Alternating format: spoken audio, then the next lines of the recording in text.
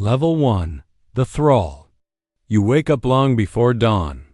The sun hasn't risen yet, and the fjord is dead silent. Your master's longhouse is quiet, but you aren't allowed to be quiet. You start the fire in the hearth before anyone else stirs. You haul water from the freezing stream in wooden buckets that bruise your shoulders. You feed the livestock and clean out the filthy stalls where the cattle slept. Your hands are cracked and bleeding from the cold and the relentless work. You are 14 years old, and you have been a slave since you were 9. They took you from a coastal village in Ireland during a sudden raid. You don't remember much about your home anymore. You remember your mother screaming. You remember the thick smoke. You remember being tied to a rope with other children and marched onto a longship. You remember the endless sea. You don't speak your native language anymore. You speak Norse now because you had to learn or you wouldn't have made it.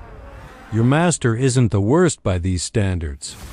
He doesn't strike you unless you make a real mistake, and he feeds you twice a day. You eat what the family eats, just much less of it. You sleep on a rough pile of furs near the hearth, wearing clothes the household threw away. You own nothing. Under the law, you are property. Your master can sell you, trade you, or end your life if he chooses. The fine he would owe is tiny, and your family barely exists anymore. The iron collar around your neck marks what you are. Everyone who sees you knows your place. You have no rights, you cannot own land, and you cannot carry weapons.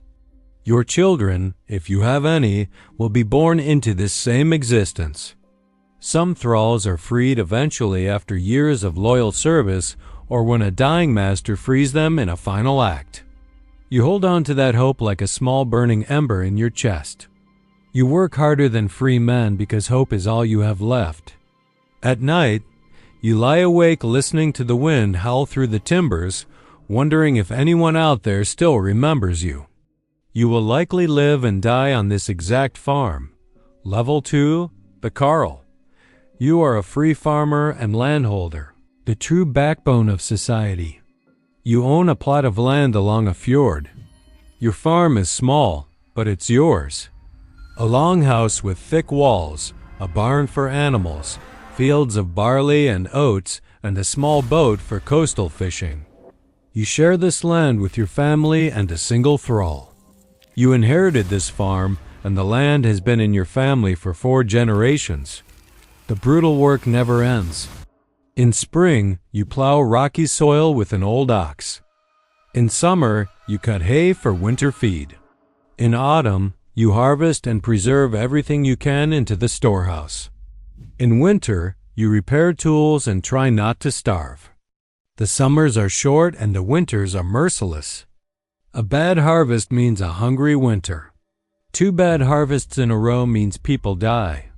Your wife manages the entire household, controlling the food supply and managing the farm. Under the law, women here hold rights that others won't see for centuries, including owning property and calling for a divorce. Twice a year, you attend the local assembly where free men settle disputes and speak their mind. Every carl has a voice, and you stand under the open sky with hundreds of other farmers. Disputes that can't be settled with words are sometimes settled in formal duels on a marked patch of ground. You've watched men bleed out in the grass while their families stood by in silence. That is the justice of this world, and you accept it because the alternative is complete chaos. Level 3. The Warrior. You picked up a sword when you were 12. Your father taught you, just as his father taught him. Every man in your family has been a fighter because survival demanded it.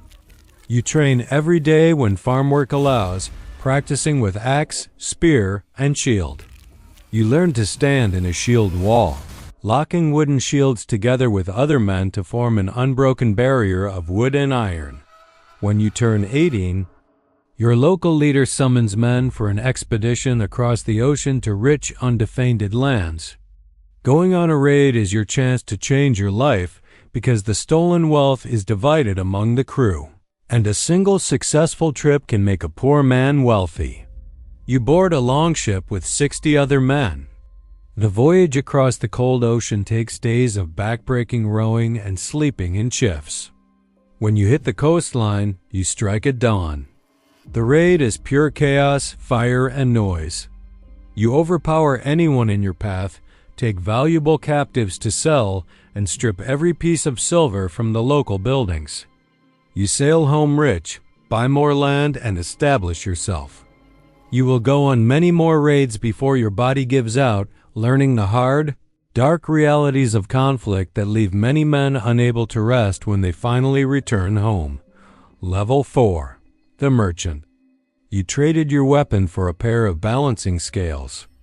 After multiple voyages, you realize the real long-term wealth belongs to the people who trade goods rather than just taking them. You buy a cargo ship built for long-distance ocean travel, hire a crew, and map out trade routes that span thousands of miles. You travel to massive trading hubs, bringing northern furs, walrus ivory, and amber, trading them for silver coins, silk, and fine goods from distant foreign lands. You deal with foreign traders who view your culture with a mix of fascination and caution.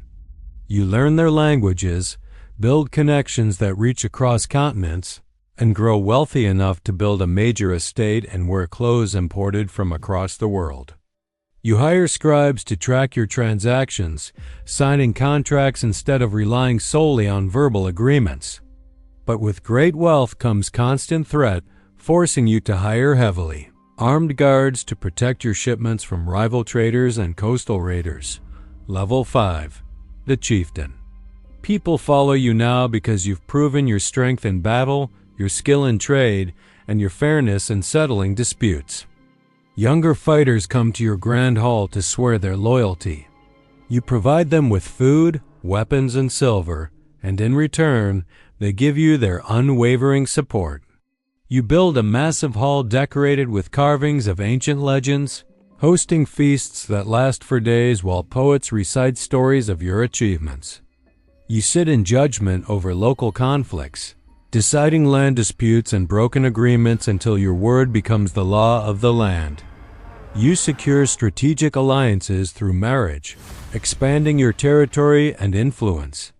Local farmers give you a portion of their harvest in exchange for your protection, creating a system where power is maintained through generosity, respect, and the clear ability to enforce order.